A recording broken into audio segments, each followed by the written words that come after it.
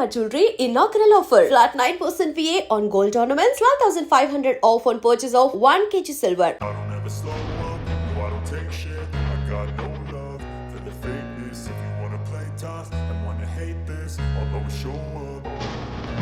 I don't ever slow up, no I don't take shit. I got no love for the fakeness. If you wanna play tough and wanna కూకట్పల్లిలో సంచలనం రేపినటువంటి case అంటే రేణు అగర్వాల్ను అత్యంత దారుణంగా హత్య చేశారు.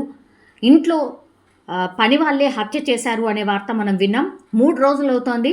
నిందితుల కోసం పోలీసులు గాలిస్తున్నారు అనేటువంటిదే మనం ఇప్పటి వరకు చూసాం. ఎట్టకీలకు ఈ కేసుకి సంబంధించి పోలీసులు ఈ నిందితులు ఎవరైతే ఉన్నారో హర్ష అట్లాగే రోషన్ని పోలీసులు జార్ఖండ్లోని రాంచీలో అరెస్ట్ చేసిండ్రు. అట్లాగే ఇద్దరిని హైదరాబాద్కి ప్రస్తుతం అయితే తరలిస్తున్నట్టు మనకున్నటువంటి సమాచారం. యాక్చువల్లీ ఈ రాకేష్ అగర్వాల్ అట్లాగే రేణు అగర్వాల్ వీళ్ళు ఫతేనగర్లో స్టీల్ షాప్ ఉంది వీళ్ళు ఓనర్స్ అనమాట.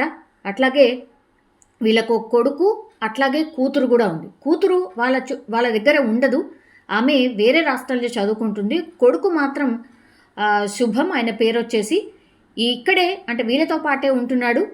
ఈ స్టీల్ షాప్కే తండ్రి కొడుకు కూడా వెళ్ళిపోతూ ఉంటారు. వీళ్ళది ఎగ్జాక్ట్లీ స్వాన్ లేక్, వీళ్ళ అపార్ట్మెంట్ వచ్చేసి Swan Lake apartment 13th floor.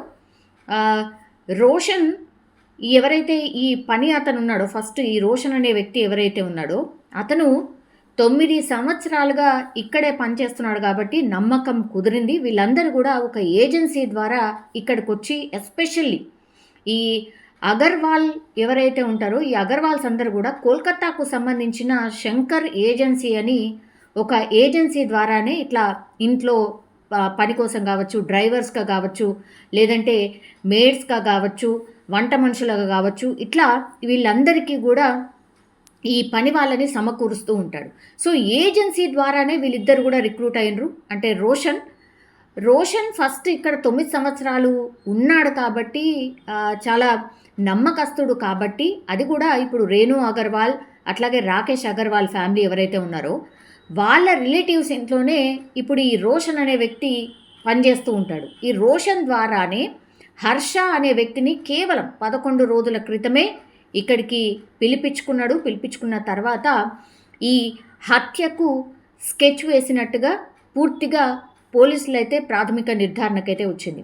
అసలు ఏం జరిగింది ఇంకోసారి నేను చెప్పే ప్రయత్నం చేయబోతాను. యాక్చువల్లీ బుధవారం రోజు అంటే సెప్టెంబర్ 10 మొన్న రాకేష్ అట్లాగే శుభం అంటే తండ్రి కొడుకు వీళ్ళు షాప్కి వెళ్ళిపోయినరు. రేణు అగర్వాల్ ఇంట్లో ఒంటరిగా ఉంటుంది. కొన్ని రోజుల క్రితం ఆమెకు ఆపరేషన్ అయినట్టుగా కూడా చెప్తున్నారు. సో ఇంట్లో పని కోసం ఒక పని వాళ్ళు అవసరం ఉండే, అందుకని ఈ ఏజెన్సీ ద్వారా పని అతన్ని కుదుర్చుకున్నారు. అట్లాగే దానికోసం ఈ రోషన్ ఎవరైతే 9 సంవత్సరాలుగా ఉంటున్నాడో అతను కూడా హెల్ప్ చేసి ఈ హర్ష అనే వ్యక్తిని ఎవరైతే ఉన్నాడో ఈ హర్ష అనే వ్యక్తిని పని కోసం కుదుర్చుకున్నారు. సో వీళ్ళు పని చేస్తున్నటువంటి క్రమంలోనే ఈ స్కెచ్ అంతా వేసినట్టు స్పష్టంగా అర్థమవుతోంది. అయితే ఆ రోజు సాయంత్రం 5 గంటలకు రాకేష్ ఫోన్ చేసినా కూడా రేణు ఎంతకీ లిఫ్ట్ చేయకపోవడంతో వెయిట్ చేసి 7 గంటలకు ఇంటికి వచ్చారు. అప్పుడు తలుపు బెల్ ఎంత కొట్టినా కూడా ఓపెన్ చేయలేదు రేణు. దీంతో వెనకాల వైపు నుంచి ప్లంబర్ని తీసుకొచ్చి బ్యాక్ డోర్ నుంచి డోర్ని ఓపెన్ చేసి లోపలికి ఎంటర్ అయిపోయేసరికి అసలు షాక్ అనమాట. వాళ్ళ భార్య ఏకంగా కాళ్ళు చేతులు కట్టేసున్నాయి, పూర్తిగా రక్తపు మడుగులో కింద పడిపోయినటువంటి పరిస్థితి ఉంది. శరీరంపై పూర్తిగా తీవ్ర గాయాలున్నాయి. రోదిస్తూనే ఈ షాకింగ్ ఇన్సిడెంట్ని పోలీసులకు సమాచారం అందించాడు. అక్కడ చుట్టుపక్కల ఉన్నటువంటి సీసీటీవీ ఫుటేజ్ అనుకోండి, మిగతా ఈ అపార్ట్మెంట్లో ఎవరు వచ్చారు, ఎవరు వెళ్ళారు, ఏంటి అనేది కూడా పూర్తిగా తీసి చూసినప్పుడు ఈ హర్ష అట్లాగే రోషన్లు మీరు చూడండి స్క్రీన్ పైన అసలు ఎక్కడ కూడా ఇంత కూడా భయం ఏమీ లేకుండానే ఈ రేణు అంటే ఓనర్ ఎవరైతే ఉన్నారో ఆ రేణుని కంప్లీట్లీ కాళ్ళు చేతులు కట్టేసి ఈ లాకర్ నంబర్ ఎంత, లాకర్ ఎలా ఓపెన్ అవుతుంది, దాని పాస్వర్డ్ ఎంత చెప్పండి, మీ ఇంట్లో ఎంత నగదు ఉంది అని టార్చర్ చేయడం మొదలుపెట్టిర్రు.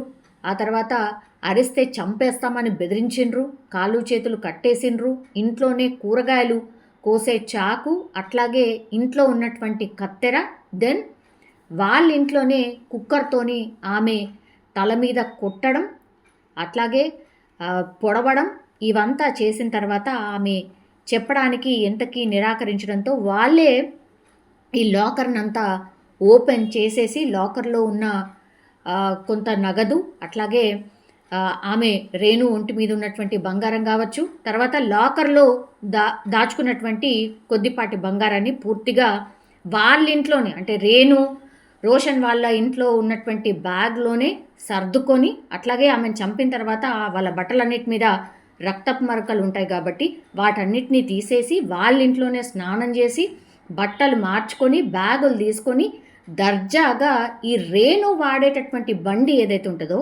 ఆ బండి మీదనే ఎస్కేప్ అయినటువంటి ఉదంతం. ఇది కంప్లీట్గా ఒక సెన్సేషన్ కేసు లాగా మారిపోయింది. సో ఒక్కసారిగా ఈ సీసీటీవీ ఫుటేజ్లు చూపించిన తర్వాత మా ఇంట్లోనే ఇతను పనిచేస్తాడు అని భర్త చెప్పడం, కొడుకు చెప్పడం, అట్లాగే చుట్టుపక్కల వాళ్ళు చెప్పడం, దెన్ వాళ్ళు ఎస్కేప్ అవుతున్నటువంటి విధానం, వాళ్ళు వెళ్తున్నటువంటి తీరు, అట్లాగే వెకిలిగా నవ్వుతున్నారు ఏదో సాధించడం అన్నట్టుగా.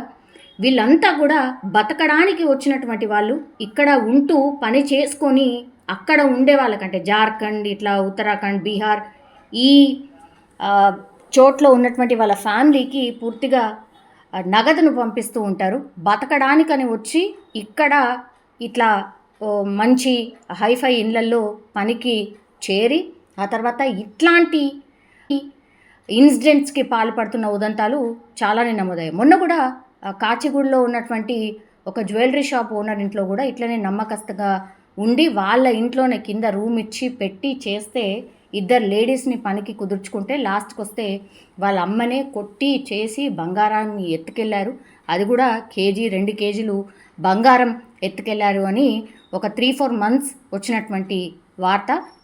మనం అక్కడికి కూడా వెళ్ళి చూసినప్పుడు చాలా నమ్మకంగా ఉన్నారు, మాకు ఇంత కూడా డౌట్ రాలేదు అన్నటువంటి మాట చెప్పారు. సో వీళ్ళందరూ కూడా, అంటే అందరూ అని కాదు కానీ చాలామంది ఎవరైతే బయట నుంచి ఇక్కడికి వచ్చి బతకడానికని వస్తున్నారో అక్కడ ఏమీ ఉండదు. ఇక్కడికి వచ్చిన తర్వాత లగ్జరీ లైఫ్ కానీ, లేకపోతే ఇక్కడ వాళ్ళు నివసిస్తున్న తీరు కానీ, వాళ్ళు ఖర్చు పెట్టే తీరు కానీ, అండ్ వాళ్ళ మీద ఒంటి మీద ఉన్నటువంటి బంగారం లేదంటే నగదును చూసిన తర్వాత వీళ్ళు ఈజీగా మనీ సంపాదించవచ్చు, ఈజీగా ఎస్కేప్ అవ్వచ్చు అన్న భ్రమలో ఈ ఇన్సిడెంట్స్కి అయితే పాల్పడుతున్నట్టుగా మనకైతే స్పష్టంగా అర్థమవుతోంది.